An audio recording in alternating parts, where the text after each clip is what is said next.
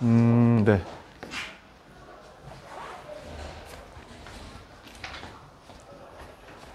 오늘은 벡터에 대해서 처음 배울 건데,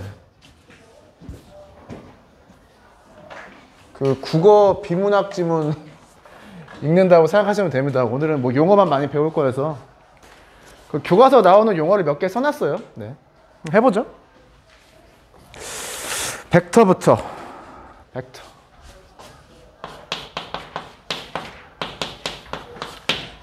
벡터 설명할 때 항상 나오는 게 스칼라인데, 스칼라가 뭔지 아나? 잘 모르죠? 네. 영어로 하면 스케일러라고 알고 있고, 벡터는 영어로 벡터입니다. 스칼라라고 하는 거는 뭐 이런 거예요. 네, 1kg 2m. 그러니까 크기만을 가지는 량입니다. 크기만을 가지는 량. 그런데 이런 거 말고도 벡터로 표현할 수 있는 것들이 있거든요. 벡터는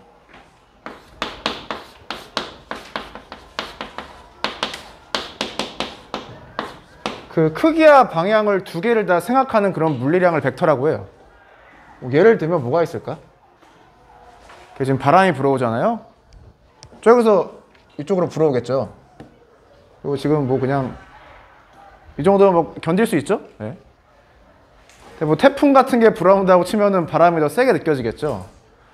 그런 걸 체크할 때는 크기도 중요하고 방향도 중요하다는 소리죠. 뭐 사과가 1kg 짜리가 있는데 얘는 방향이 있어요? 뭐 내 키가 2m라고 하면은 거기 방향이 있나? 뭐 이런 것은 사실 방향을 생각할 수가 없죠. 그런데 우리는 무엇을 배우겠다? 방향까지 생각하는 것이 이제 배워보겠다라는 소리입니다. 그게 벡터예요. 여기 이제 평면 벡터라고 있는데, 평면은 2차원이죠. 2D. 그래서 우리는 2차원 평면, 뭐 칠판에서를 벡터를 다루겠다는 소리입니다. 사실 3차원 벡터가 있는데 이렇게 책이 좀 줄어들면서 내용이 빠졌죠. 아무튼 벡터는 크기랑 방향을 다 다루는 그런 물리량이고, 두 가지를 항상 생각해야 돼. 항상. 네, 처음에 좀 익숙하지 않을 텐데, 여러분들 혹시 지구과학 배운 친구 있나? 일기도 알아? 일기도? 일기도에서 이런 기호 봤어요? 이런 기호 봤어요? 안 봤니? 자, 배우면 압니다. 내가 알기로는 방향이 불어오는 방향이 얘고, 길이가 긴 게 내가 알기로는 5m/s, 짧은 거는 2m/s로 알고 있거든요. 그러니까 이쪽 방향에서 내 쪽으로 7m/s의 바람이 불어온다? 뭐 이렇게 이해하고 있는데, 아무튼 이런 기호를 사용하면 무엇을 표현할 수 있다? 얘를 가지고 크기를 표현할 수 있고, 얘를 가지고 방향을 표현할 수가 있죠. 벡터의 예시 중에 하나고요. 실제로 수학에서 벡터를 어떻게 다루는지에 대해서는 이제 얘기를 해볼게요.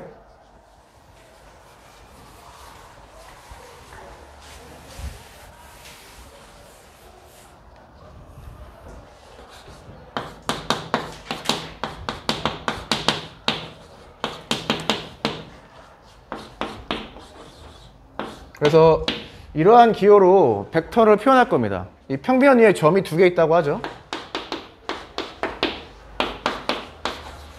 우리는 A에서 출발해서 B에서 끝나는 이런 화살표라고 해야 되나? 이런 걸 하나 생각할 수가 있죠. 두 가지 개념이 있는데, 첫 번째는 이 길이가 크기가 되는 거고요. 두 번째, A에서 B라고 이렇게 한 화살표 방향 있죠. 얘가 이제 방향이 되는 거죠. 그래서 우리는 얘가 벡터를 그림으로 표현한 것이라고 이해할 수가 있고요. 이 그림을 문자로 이렇게 쓸 겁니다. A는 시작하는 점이어서 시점이라고 하고요. B는 끝나는 점이어서 종점이라고 해요. 네. 그리고 당연한 소리지만 A랑 B를 이었을 때는 최단 거리인 선분으로 이어주는 거죠. 네. 이게 벡터를 나타내는 그림입니다. 별거 없죠? 크기는 우리가 배웠던 선분의 길이랑 똑같고, 두 점 사이의 거리랑 똑같고, 여기 화살표로 표시해주면서 그냥 방향만 하나 체크가 된 겁니다. 얘를 보시면은 무엇을 알 수 있다? A가 처음에 나와 있으니까 시점이라는 걸 알 수가 있고, B가 끝에 나와 있으니까 종점이라고 알 수 있고 이 위에 있는 기호가 이제 벡터를 표시한다 라고 이해하시면 되겠죠. 이러면은 뭐 다 한 것 같아요. 그 다음에 벡터의 크기인데 벡터의 크기는 이렇게 표시를 해요. 벡터가 있고 양 끝에 이제 짝대기 2개를 해줬는데 그냥 고등학교 수준에서는 절대각 기호로 보시면 돼요. 사실 절대각 기호가 아닌데 그냥 절대각 기호로 보시면 됩니다. 그래서 얘를 어떻게 읽느냐? 벡터의 크기라고 읽습니다. 이런 벡터가 있으면 이 벡터의 크기는 어떻게 되는 거예요? 이렇게 써주면 되죠. 그냥 선분 AB의 길이가 되는 거죠. 또는 뭐 선분 BA의 길이라고 해도 되겠습니다. 뭐 편히 뭐 알아서 잘 쓰시면 될 것 같고. 그래서 벡터를 나타내는 표현을 하나 배웠는데 시점과 종점이 포함된 이런 표현을 배웠어요. 그런데 이런 표현도 있어요.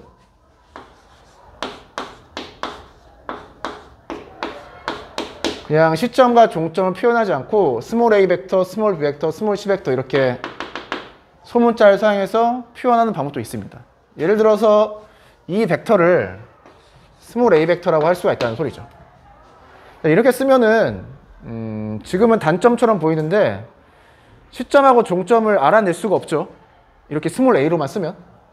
그런데 스몰 a로 쓴 게 나중에는 또 유용할 때가 있어요. 위치 벡터라는 걸 배울 텐데 그때는 또 유용해질 때가 있겠습니다. 이러면은 뭐 벡터의 크기까지 다 설명드린 것 같고, 그러면은 스몰 a 벡터의 크기는 뭐 똑같이 이 그림의 경우에 그냥 선분 길이가 되겠죠. 네. 그래서 그림을 문자로, 반대로 문자를 그림으로 뭐 양쪽으로 왔다 갔다 할 수 있으면 될 것 같습니다. 네. 이 벡터에서 여기서 중요한 게 시점과 종점으로 보이죠. 그러니까 최초에 시작하는 점하고 마지막에 끝나는 점이 중요해요. 그런데 나중에 배우시겠지만 이런 점도 중요하거든요. 예를 들어서 그냥 이렇게 그려보죠. 여기에 점 C가 있어서 이렇게 같다라고도 할 수가 있어요. 뭐 나중에 벡터의 합에 대해서 배우겠지만 이렇게 가서 B로 갔다. A에서 B로 최단 거리로 가지 않고 A에서 C를 지나서 C를 지나서 B로 갔다. 이렇게 사실 벡터를 표현할 수도 있어요. 이렇게 했을 때 C라는 점을 지나는 점이라고 할까요? 뭐 또는 경유하는 점?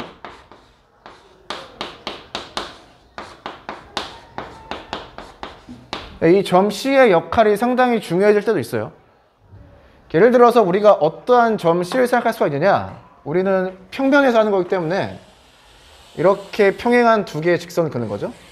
X축에 평행한 직선 하나, Y축에 평행한 직선 하나. 그러면 여기가 수직이 되면서 여기에 교점이 생기는데 얘를 C라고 해서 A에서 B로 바로 가지 않고 C를 거쳐서 간다라고 했을 때 이 각도가 직각이 되잖아요. 네. 그래서 저런 점 C는 나중에 매우 중요한 역할을 하니까 나중에 또 설명하겠습니다. 어떠한 경우에는 처음과 끝만 중요하고요. 어떠한 경우에는 이 지나는 점을 잘 선택하면 또 잘 되는 경우가 있어요. 문제가 잘 풀리는 그런 경우가 있거든요. 그래서 이 정도로 설명하면 됐을 것 같고, 다음 단위 벡터.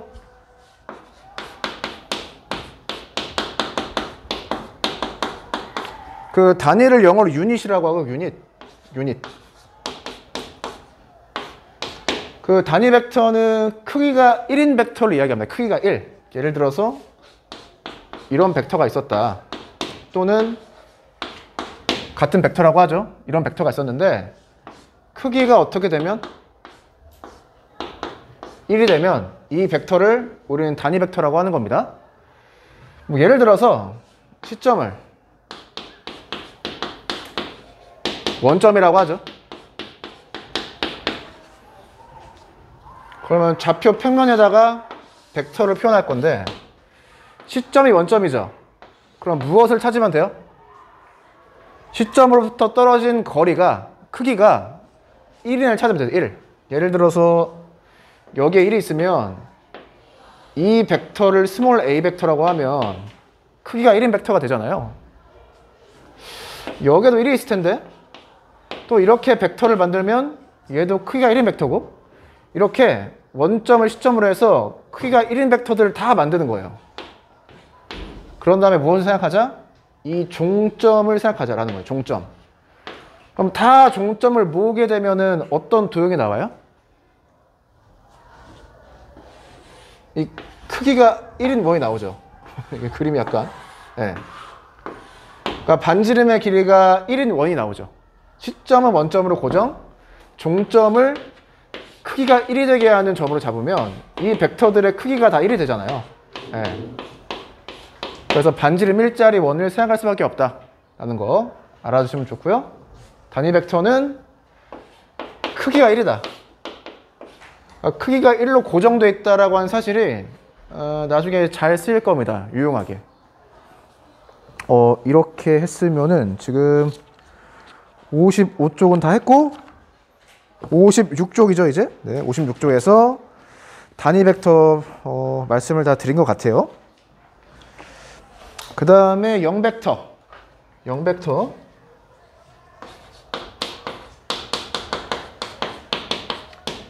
그 0벡터는 숫자의 0과 유사하다고 생각하시면 되고 이렇게 표현합니다. 얘는 크기는 0이고 방향은 없다라고 합니다. 네, 얘는 정의로 받아들이시면 될 것 같아요. 그러니까 특별한 형태의 벡터이기 때문에 크기가 0벡터인 벡터를 우리가 많이 만들어낼 수가 있는데 예를 들어서 이 시점과 종점이 똑같으면은 크기가 0이겠죠. 그래서 이렇게 표현할 수도 있고요. 또는 다른 점을 생각해서 BB 벡터라고 해도 되죠. 시작점하고 끝점이 똑같으니까 뭐 선분 길이 크기는 0이 될 거고 그때 우리가 방향을 생각하지 않는다라고 그냥 정의를 했기 때문에 다양한 문자를 사용해서 0벡터를 표현할 수가 있습니다. 당연한 소리지만 0벡터의 크기는 0이 되겠죠. 네. 그래서 정확히 쓰면 얘랑 얘는 다른 소리예요. 사실 왼쪽은 벡터고 오른쪽은 숫자잖아요. 그러니까 벡터랑 숫자랑 똑같을 수가 없습니다. 그런데 크기를 생각하면은 똑같아지는 거죠. 크기는 방향을 생각하지 않겠다라는 소리죠. 벡터는 크기랑 방향 두 가지를 다 체크해야 된다는 소리인데 방향을 생각하지 않으니까 크기만 남으니까 똑같아진다. 뭐 이렇게 이해하시면 되겠습니다. 그럼 이 경우에는 내가 시점, 종점을 아무거나 선택할 수 있죠. 뭐 CC가 될 수도 있고 뭐 DD가 될 수도 있습니다. 그건 문제를 보면서 좀 확인해 보시면 될 것 같고요.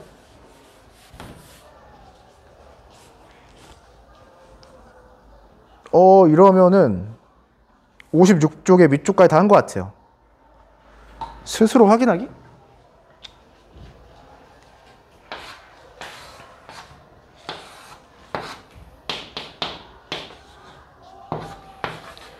기하를 배우면서 이러한 도형들이 많이 나올 텐데 뭐 직사각형, 정사각형, 정육각형, 정팔각형 어찌고저찌고 다 나올 텐데 여러 가지 벡터를 만들어 보세요. A를 시점으로 생각해서 B가 종점인 벡터를 생각할 수가 있죠. 예를 들어서 1, 2에 해당하는 직각삼각형이다. 그럼 당연한 소리지만 AB 벡터의 크기는 1이 됩니다. A와 C를 가지고 AC 벡터를 만들 수가 있죠. 이 벡터의 크기는 대각선의 길이죠. 그럼 피타고라스 정을 사용해서 루트 5라고 하는 걸 알 수가 있죠. 그리고 지금은 방향을 뭐 위쪽에서 아래쪽 점 A에서 점 C 방향 뭐 이렇게 표현하시면 되겠죠. 이렇게 해서 개념 알아봤고 그 다음에 같다 역벡터에 대해서 해보죠. 같다.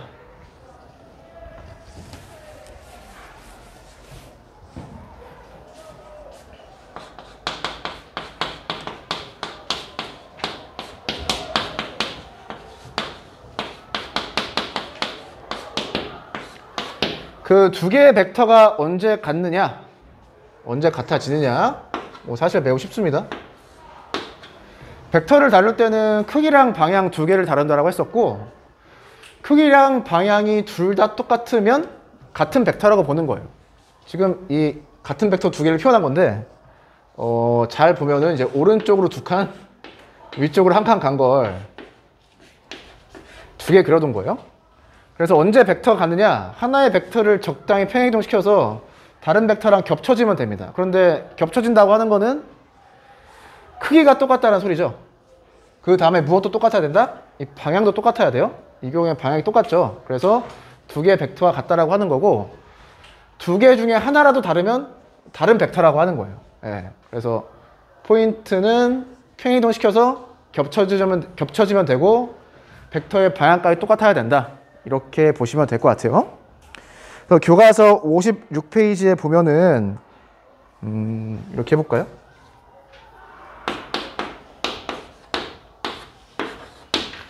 이렇게 벡터가 표현이 되어 있는데, 이렇게 A와 C,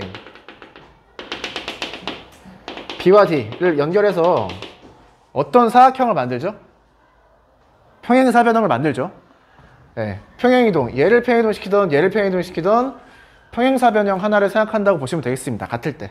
그래서 기호로 표현하면 이렇게 표시해 주면 될 것 같고요. 또는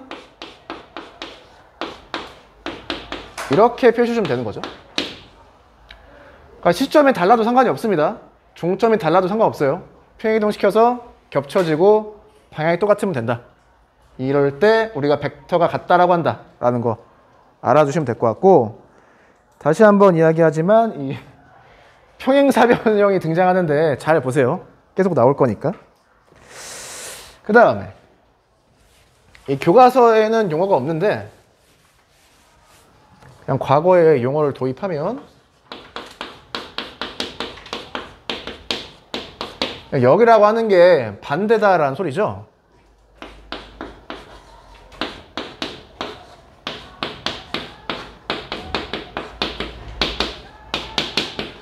그 벡터 하나가 주어져 있을 때 크기는 똑같은데 방향만 정반대인. 네, 뭐 그런 벡터를 생각할 수가 있고요. 그 벡터를 역 벡터라고 합니다.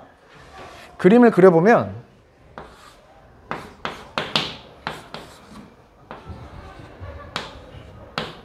얘를 AB 벡터라고 하죠. 크기는 똑같으니까 그냥 이 선분기를 생각하면 되고, 방향이 정반대라는 소리는 얘를 시점으로, B를 시점으로 하고 A를 종점으로 하는 그런 벡터를 생각한다는 거죠. 그래서 AB의 역벡터는 방향만 정반대인 벡터인데 그림상 보실 때 이렇게 되는 거죠. AB의 역벡터.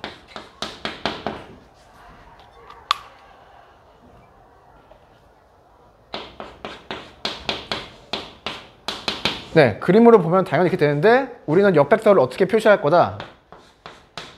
여기 앞에 마이너스 부호를 붙여준 것처럼 생각할 거예요. 네, 그래서 이렇게 생각하면 뭐 형태로 외우긴 쉽죠. 이 위치가 바뀌면서 앞에 있는 부호가 바뀐다라고 생각하면 되는데, 이 앞에 붙은 마이너스의 의미는 사실 방향이 반대다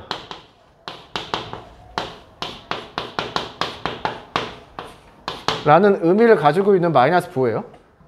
물론 그냥 계산할 땐 꼭 3하고 마이너스 3의 관계처럼 그냥 이렇게 그냥 형식적으로 생각하는데, 여기에 있는 마이너스의 의미는 AB 벡터와 방향만 정반대인 벡터를 나타내는 표현이다 라고 이해하시면 돼요. 네.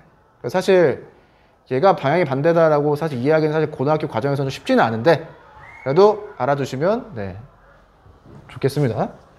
아무튼 형식적으로 그냥 기호적 측면으로만 바라봤을 때는 이 두 개를 바꾸면 어떻게 된다? 앞에 마이너스 부호를 붙여주면 된다. 그러면 같은 벡터가 된다라는 소리예요. 얘도 해야겠네. 자, 이 벡터를 스몰 a 벡터라고 하면은 반대 방향만 가진 벡터는 뭐 마이너스 a 벡터라고 해주시면 되겠죠. a를 기준으로 방향만 정반대인 벡터가 된다 라고 하는 거 그냥 기호에 익숙해지시면 될 것 같아요.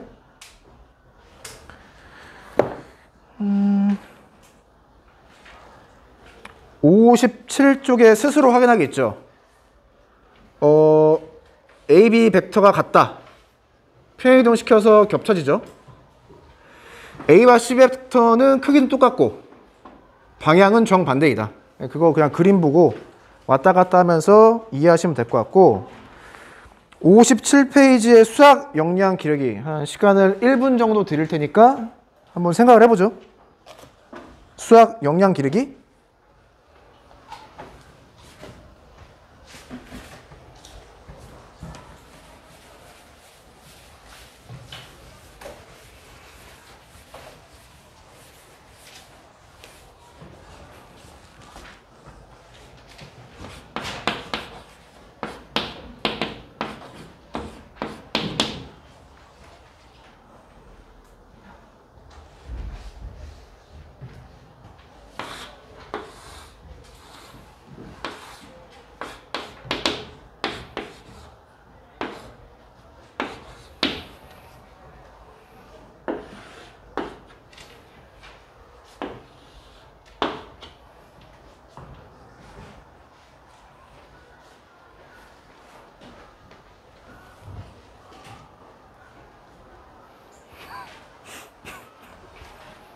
아주 친밀한 관계를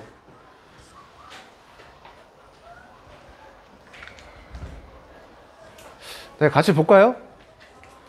지금 사각형이 하나 그려져 있고 두 개의 벡터가 같대요. 그러면은 크기랑 방향이 같다는 소리인데 크기가 같다는 소리는 두 개의 벡터의 선분 길이가 똑같다는 소리죠. 이 경우에 이제 선분 길이가 달라 보이니까 그림을 좀 바꿔야 될 것 같고 방향도 똑같다는 소리죠. 그 벡터의 방향이 똑같아야 돼요. 그 말은 이 두 개의 벡터를 선분 또는 직선처럼 생각했을 때 평행해야 되는 소리죠. 평행. 그래서 평행하면서 크기가 똑같아야 돼요. 그 조건을 만족시키는 사각형을 그리면 이렇게 되지 않을까요? 그래서 평행사변형이 나오는 것처럼 보입니다. 맞니? 평행사변형? 맞는 것 같아. 두 번째, 이 조건 유지시키고요. 나머지 벡터의 크기가 똑같다. AC와 BD의 크기가 똑같다.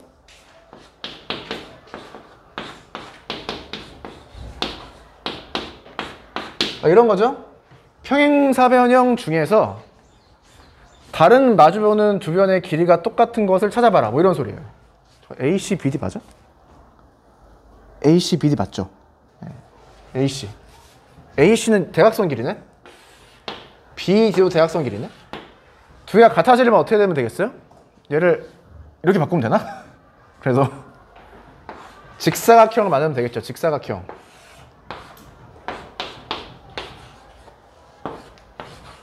이렇게 되면은 평행사변형 중에서 이 대각선의 길이가 똑같은 사각형이 나오기 때문에 뭐 직사각형이라고 하시면 되겠습니다. 그래서 그냥 조건을 잘 분석을 해서 어떤 사각형인지 찾으면 된다. 뭐 이런 소리예요. 이렇게 했으면은 뭐 오늘 배울 건 다 배운 것 같습니다.